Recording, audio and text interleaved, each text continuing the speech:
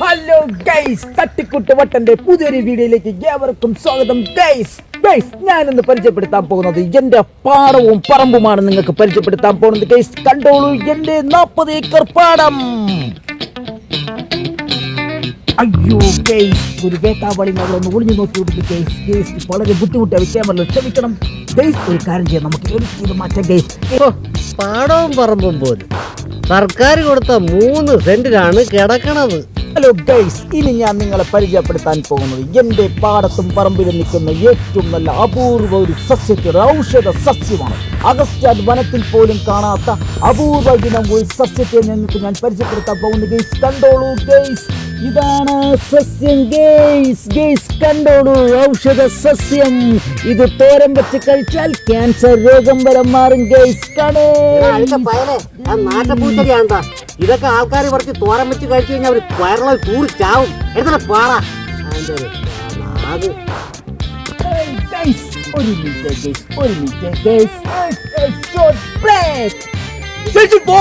പണ്ടാരടങ്ങാണ്ടി വന്നിരുന്നത് എങ്ങനെ ജീവിച്ചപ്പെട്ടു പോവുകയാണ് അവിടെ. വളരെ വിഷമത്തിലാണ് ഗേസ്.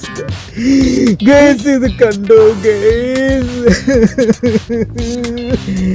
എന്റെ കുട്ടിക്കാലത്ത് ഗൈസ് ഈ തെങ്ങിന്റെ ചുവട്ടിൽ ഞാൻ വന്നിരിക്കും ഗൈസ്. എന്റെ വിഷമങ്ങളല്ല ഈ തെങ്ങിനോടാണ് ഞാൻ പറയുന്നത് ഗൈസ്.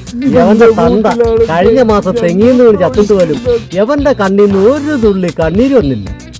അവനാണ് ഈ മണ്ട പോയ തെങ്ങി നോക്കി കിടന്ന് കരയണത്. എഴുത പോടാ.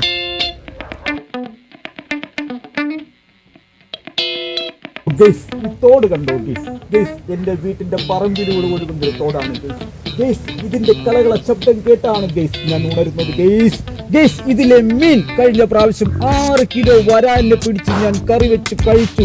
ഒപ്പം ബാക്കിയുള്ളതെല്ലാം നമ്മുടെ ഇവിടെ അടുത്തുള്ള ഗൈസിന് കൊടുത്തു, എല്ലാവർക്കും കൊടുത്തു ഗൈസ്. ഇത് ഇവൻ പറഞ്ഞ അത്രയും നുണയാണ്. കാരണം ഉപ്പ് വാങ്ങിക്കാൻ പോലും അവന്റെ കയ്യിൽ പൈസ ഇല്ല. പിന്നീട് ഇവൻ മുളകൊക്കെ ഇട്ട് അവൻ വറുത്ത് കൊടുത്താന്ന് പറയണ ചുമ്മാ പൂടു. ഇത് മൊത്തം കൂത്താടി തളം കെട്ടി കിടക്കണ വെള്ളമാണ്. എന്തെങ്കിലും ചെയ്തുകൊണ്ടിരിക്കും കയറി വരും ഗൈസ്. ഇനി ഞാൻ ബ്ലോഗ് നിർത്തുന്നു ഗൈസ്. ഞാൻ ചത്തിട്ട് ബ്ലോഗ് ചെയ്യാം ഗൈസ്.